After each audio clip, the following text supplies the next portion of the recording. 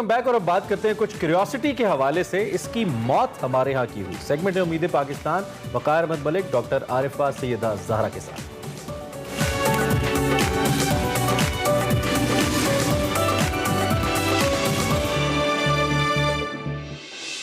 السلام علیکم ناظرین, میں ہوں وقار احمد اور آپ دیکھ رہے ہیں امید پاکستان. ڈاکٹر عارفہ سیدہ صاحب ہمارے ساتھ موجود ہیں, اور جیسا کہ میں کہتا ہوں کہ کچھ شخصیات ایسی ہوتی ہیں کہ بیسیکلی بس نام کافی ہوتا ہے. آپ جانتے ہیں اور کتنی خوبصورت شخصیت ہیں. ڈاکٹر صاحب, تجسس جو ہے وہ مر گیا, اور سوال مر جاتا ہے. مطلب ہم بنیادی طور پہ ایک زندگی کی علامت فکری حوالے سے دیکھیں تو سوال ہی ہے, یعنی سوالوں کی تلاش ہے. جواب کو متلاشی ہے تو ہم کہیں گے کہ وہ زندہ ہے. فرد کی سطح پہ, معاشرتی سطح پہ بھی شاید یہی ہے. تو چاہے حیاتیات کہتی رہے کہ یہ زندہ ہے, لیکن اگر سوال اس کے پاس نہیں ہے تو وہ مر چکا ہے. اپنے معاشرے کو کیسے دیکھتی ہیں آپ, اگر اس پیمانے کو دیکھا جائے تو؟ سچ بولے گے تو گولی مار دی جائے گی. معاشرے کا ایک قلیل حصہ, چھوٹا حصہ زندہ ہے. ایسا نہیں ہے کہ بالکل نہیں, سارا ٹھیک ہے, لیکن ایک بڑا حصہ جو ہے اس کی سمجھ میں یہ آیا ہے کہ جو کچھ خریدا جا سکتا ہے, یہاں تک کہ ان کی اپنی ذات بھی, بس وہ اہم ہے. تو جب آپ یہ پیمانہ رکھ لیں کہ جو کچھ خریدا جا سکتا ہے وہ آپ کو بیان کرتا ہے, وہ آپ کا اظہار ہے, اور یا ہم یہ سوچ لیں کہ زندگی سے باخبر رہنا اور زمانے کا جو ماضی کا حال سے اور حال سے مستقبل کا رشتہ ہے اس کو کسی حد تک سمجھنے کی کوشش کر لینا ایک زندہ ذہن, شعور اور احساس کی دولت ہے.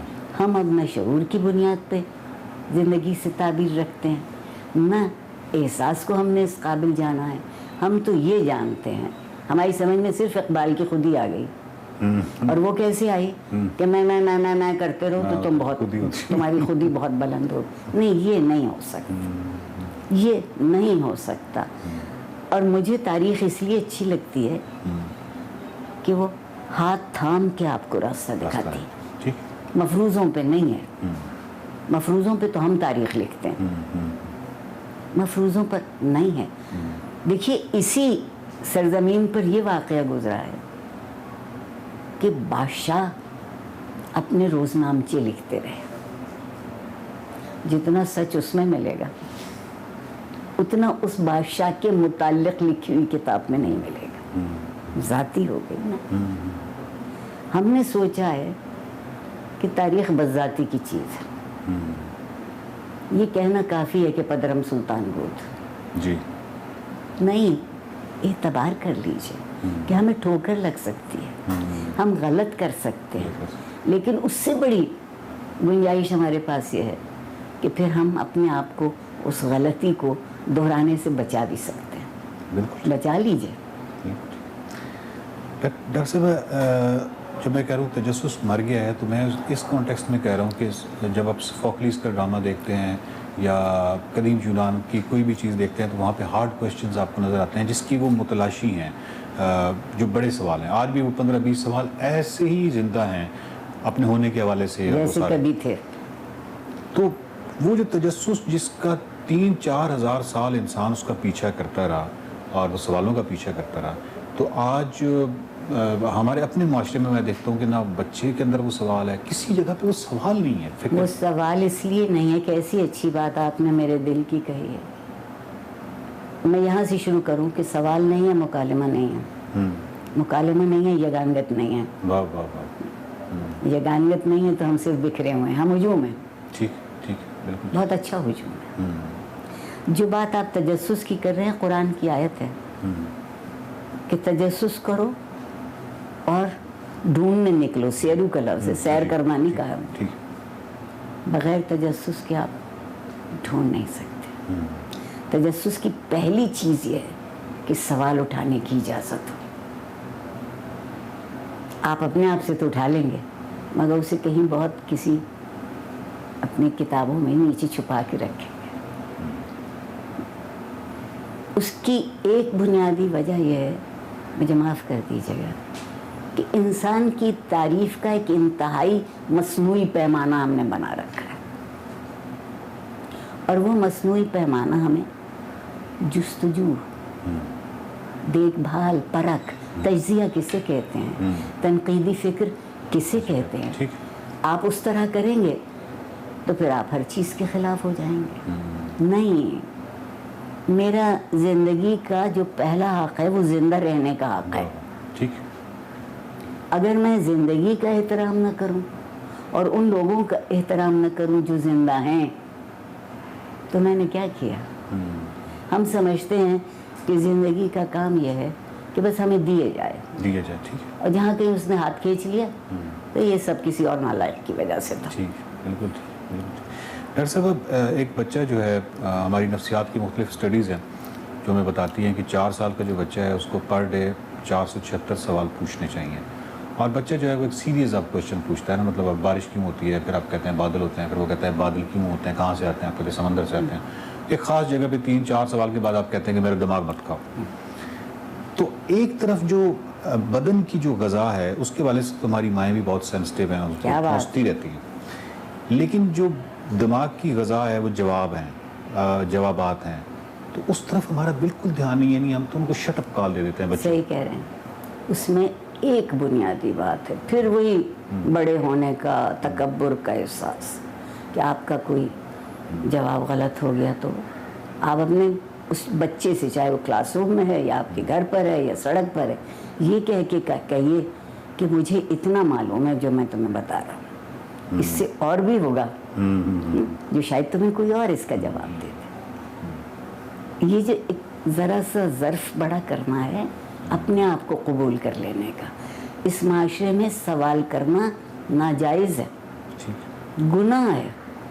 سوال آپ نہیں کر سکتے، مذہب میں نہیں کر سکتے، سیاست میں نہیں کر سکتے، تہذیب میں نہیں کر سکتے، زندگی کے منظرنامے پہ نہیں کر سکتے، تو پھر میں کیا سمجھوں، کیسے سمجھوں؟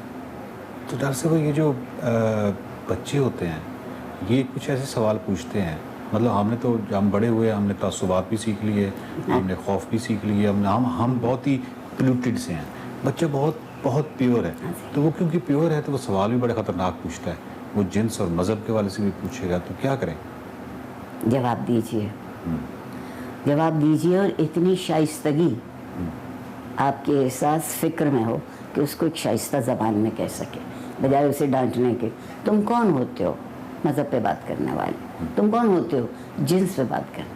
میں سوچتی ہوں کہ قرآن نے جنس کا ذکر کیا ہے، تو یعنی یہ بات تھی ایسی اہم کہ ہمیں بتایا جائے۔ جی، ہم بتانا نہیں چاہتے۔ آپ دریافت کرنا کسے کہتے ہیں؟ اگر کوئی مجھ سے کہے کہ دریافت کیجیے، دریافت جو کرے گا جو ڈھونڈے گا، اور ڈھونڈے گا کون؟ جو سوال کرے گا۔ ہم ابھی تک تو ہمارے یہاں سوال کرنا حرام ہوا ہے، کچھ دنوں میں ہنسنا بھی حرام ہو جائے گا۔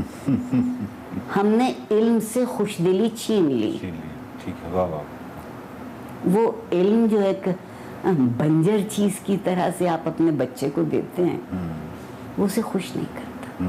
مجھے اتنا اچھا لگتا ہے کہ بچوں کے ہاتھ میں اگر کوئی اچھی ہوئی چھپی ہوئی کتاب ہوتی ہے، اس کو چھو چھو کے دیکھتے ہیں، اس کا لمس کیسا ہے، اس کا کاغذ کیسا ہے۔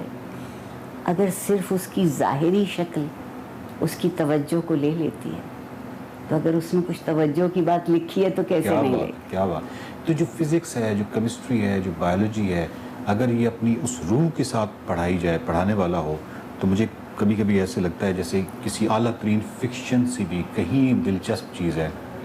ہمارے بچوں کے لیے ایک خود درد سر ہے، ہمارے لیے عذاب ہے فزکس، کیمسٹری، بایولوجی، میتھمیٹکس۔ اس کی وجہ نصاب ہے، استاد ہے، ریاست ہے، کیا ہے؟ اس کی وجہ یہ ہے کہ یہ مضمون سوچنے کی دعوت دیتے ہیں۔ اس کی وجہ یہ ہے کہ یہ مضمون دلیل کی بات کرتے ہیں۔ اس کی وجہ یہ ہے کہ یہ چاہتے ہیں کہ کچھ وہ جو عقل کہیں تان کے لمبی سوئی ہے اس کو تھوڑا سا جگا دیا جائے۔ محنت زیادہ ہے۔ آپ اچھی کہانیاں بھی نہیں پڑھاتے، آپ اچھا شعر بھی نہیں پڑھاتے صحیح ہے۔ جس کو ہمیں سمجھانا پڑے، اور ضروری نہیں ہے کہ ہر شخص سمجھا پائے گا، مگر کچھ تو سمجھا پائیں گے۔ اس لیے آپ دیکھتے ہیں کہ ہمارے نظام تعلیم میں ان تمام مضامین کے لیے مختلف استاد موجود ہیں۔ سو جب آپ نے تعلیم کو اس قدر تنگ نظری کے ساتھ قبول کیا ہے، اگر کیمسٹری کے قصے سنانے لگیں، قصہ ہو سکتی ہے، جی ایک عمر کے ساتھ پھر بڑھاتے جائیں تو اس کی سمجھ میں آ جائے گا کہ یہ کیا ہے۔ تو ہم خفا کیوں ہیں؟ ذمہ داری پوری کرنا بڑا مشکل کام ہے، اور میں ان کم عقلوں میں سے ہوں جو کہتے ہیں سکہ ایک ہی ہے، اس کے ایک طرف حق لکھا ہے، دوسری طرف ذمہ داری ہے۔ جو میری ذمہ داری ہے وہ آپ کا حق ہے، جو میرا حق ہے وہ آپ کی ذمہ داری ہے، اور زندگی ایسے ہی گزرتی ہے۔ ہمیں خانے بنانا، دیواریں کھڑی کرنا بہت اچھا لگتا ہے۔ زندگی کہتی ہے دیوار ہٹا دیجیے، کشادگی پیدا کیجیے۔ بہت شکریہ ڈاکٹر آپ صاحب، کا شکریہ۔ دیکھتے رہیے امید پاکستان۔